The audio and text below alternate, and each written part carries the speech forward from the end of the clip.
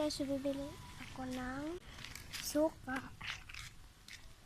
Kasi naubusan kami ng suka at matagal na din kami hindi naka-grocery. Kaya naubusan kami. So, sobrang init ang panahon ngayon guys. Guys, nagtaka kayo guys kung bakit ganito yung tsinelas ko. Kasi, ang uwi ng sir namin kasi pinadala kami ng tsinelas kasi sobrang putik daw, sobrang init naman, diba? Charot. Yan, dyan tayo bibili. Ang init.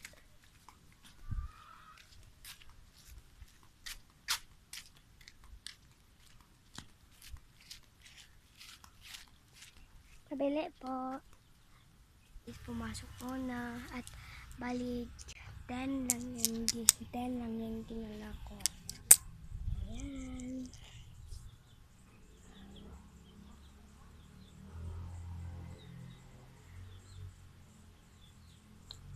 Hintay muna tayo.